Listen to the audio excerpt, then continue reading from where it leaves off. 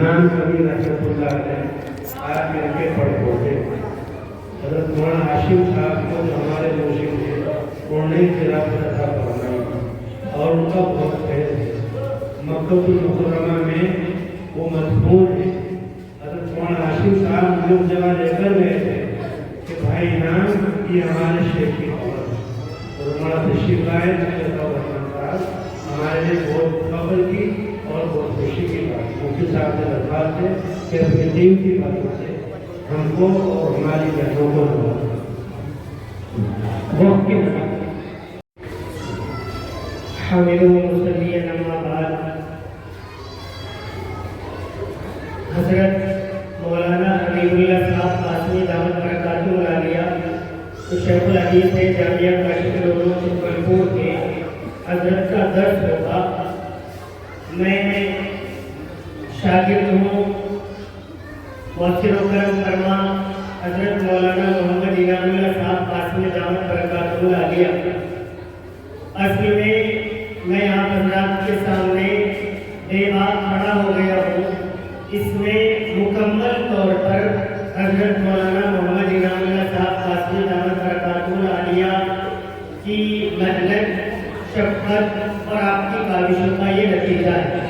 سب سے پہلی تقریر جب میں تقریباً 10-12 سال کا ہوا کرتا تھا وہ حضرت نے سکھائی تھی, حضرت نے یاد کرائی تھی اور میں نے شروعات کی. اور کلی طور پر جو بھی میں کام کر رہا ہوں اس میں المعہد الاسلامی مانک مئو کا مکمل طور پر روز اول سے تعاون ماشاءاللہ مجھے حاصل ہے.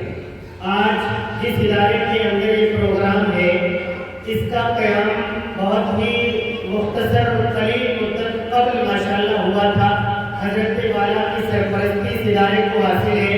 میرے رفیق کے گرامی جناب مولانا مفتی محمد عادل صاحب مظاہری آپ نے اس کی ابتدا اور افتتاح کیا, شروعات کی. اس کی سرپرستی حضرت فرما رہے ہیں بلکہ حضرت کا مکمل خانوادہ ماشاءاللہ اس کے لیے شب و روز کوشاں ہے. ہماری بہن ماشاءاللہ اس میں کوششیں کرتی ہے کہ آج ماشاءاللہ یہ 9 طالبات بخاری شریف کی تکمیل کر رہی ہیں. اللہ تبارک و تعالیٰ کی کتاب قرآن کریم کے بعد سب سے عظیم مرتبہ بخاری شریف کا ہے. پہلے آپ حضرات بارہا سنتے تھے کہ داروں میں بخاری شریف کی تکمیل ہو رہی ہے, مذاہبوں میں ہو رہی ہے, جامعہ اسلامیہ میں ہو رہی ہے, متعدد مقامات پر ہوتی تھی. اب ماشاءاللہ ہماری طالبات بھی بخاری شریف کی تکمیل کرتی ہیں. میں دل کی گہرائیوں سے ان 9 طالبات کو مبارکباد پیش کرتا ہوں اور مفتی عادل صاحب کو مبارکباد پیش کرتا ہوں. ادارے کی ناظمہ کو اپنی بہن کو مبارکباد پیش کرتا ہوں, ان کے والدین کو مبارکباد پیش کرتا ہوں اور ان سے درخواست کرتا ہوں کہ آج آپ بخاری شریف کی تکمیل کر رہی ہیں, آخری حدیث پڑھ رہی ہیں.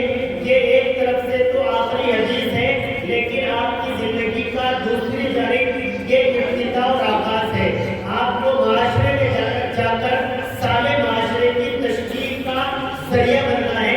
قوم ملت کو باادب خواتین کیسی ہوتی ہیں اس کا ایک طور پر نمونہ پیش کرنا ہے.